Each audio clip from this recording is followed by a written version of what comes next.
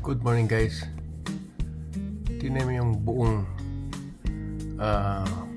building ng bagong apartment dito guys.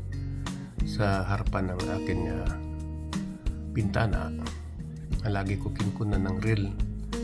Tingnan mo yung mga 1, 2, 3, 4, 5, 6 construction. May nag-plastering guys. May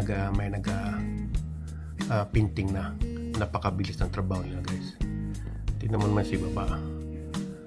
Wala kang makitang tao na nagtatrabaho dito sa baba, kundi yung 1, 2, 3, 4, 5, 6 1, 2, 3, 4, 5, 6, 7 may nagpintura. Saka dito sa kabila guys, mayroon din pala dito. Kita nyo yan, ang kabuuan ng building na ito. Yan, nagpapintura dito. Kaya yan sila nagpintura. Hindi ko lang alam guys kung sa kabila mayroon din. Basta pero marami yan sila. Yan.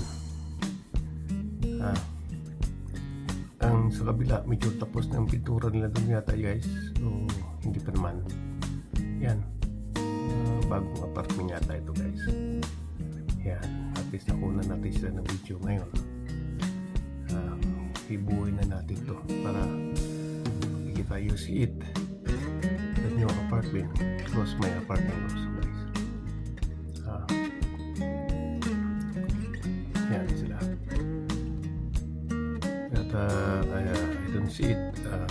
We have a helper for them, for this worker construction.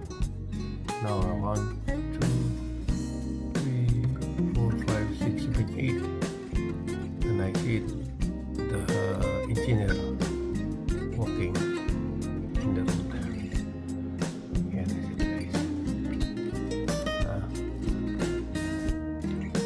Araw-araw kunan sila ng video kahit mga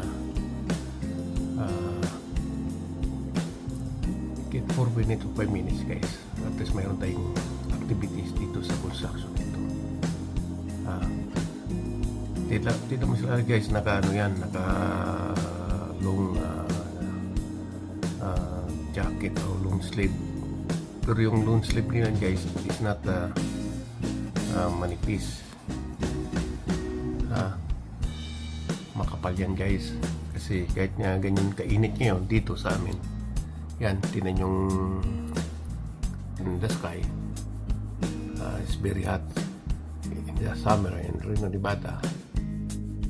But the construction, the full uniform yan guys, naka jacket lahat yan. Tignan mo yung mga suba. Yan sila, construction site.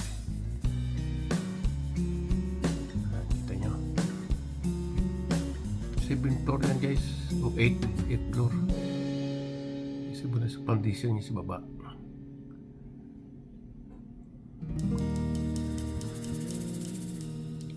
Yan. And ito yung harapan ko naman to guys. Yan building na yan.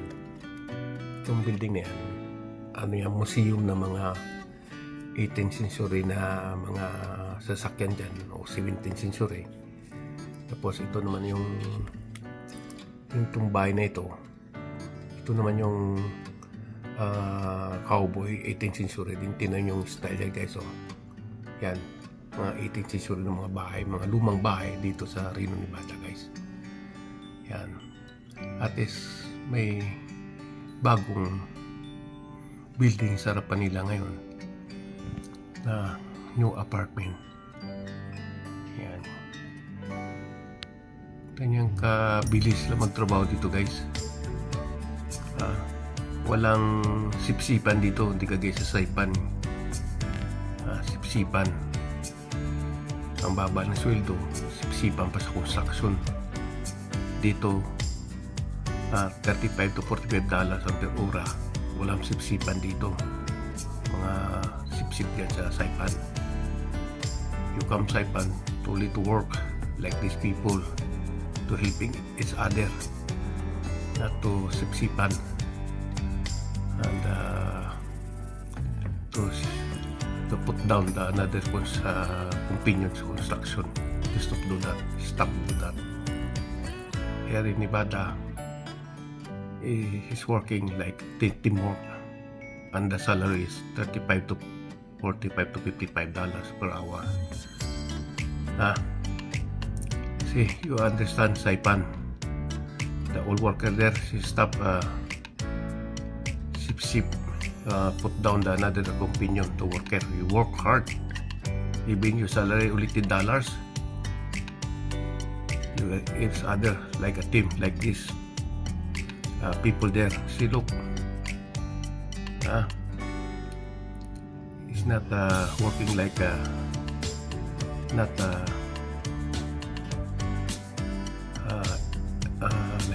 like that. You see me, Saipan. Salary is very small, very hard job, and then some worker there put down another worker whose hitting is going high the salary. You stop that one.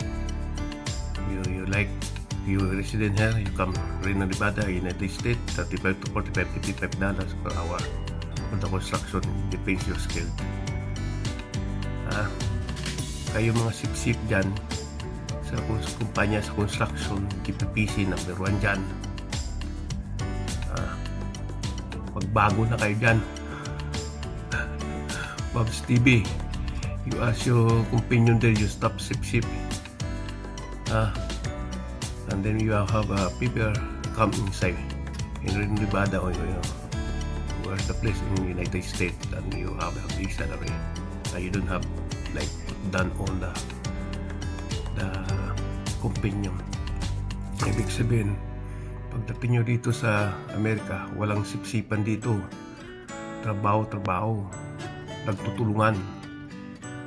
Yung sa dyan man sa Saipan, iba. Wag yun ako bulahin dahil ako 36 years yung nag-stay dyan bago ako pumuntang Amerika. Alam ko mga baho dyan ng mga construction dyan. Wala din mga asinso. Kaya magtulungan kayo like one a team.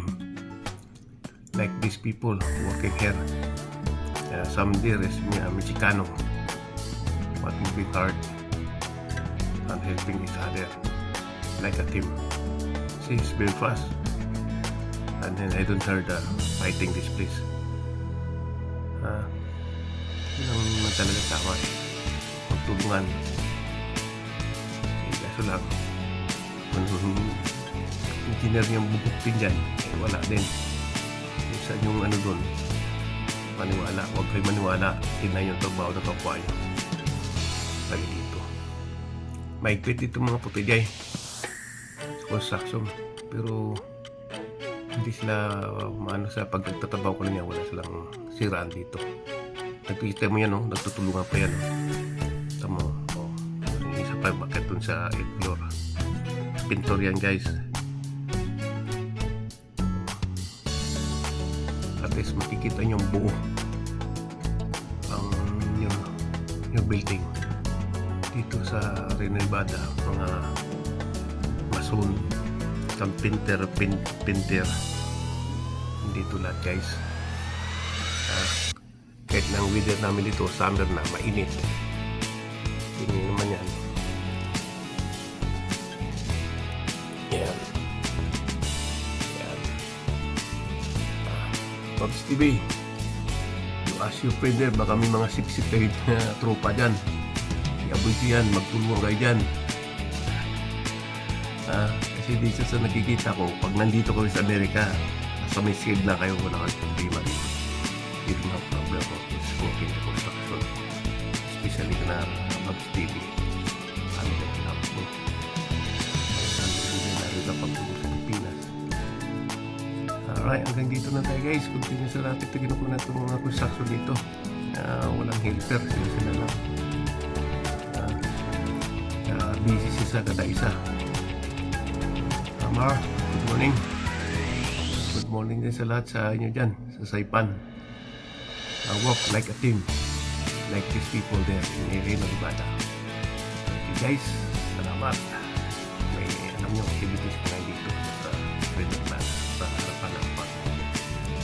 Alright. Bye. I love you guys. No hard feelings. Let's go.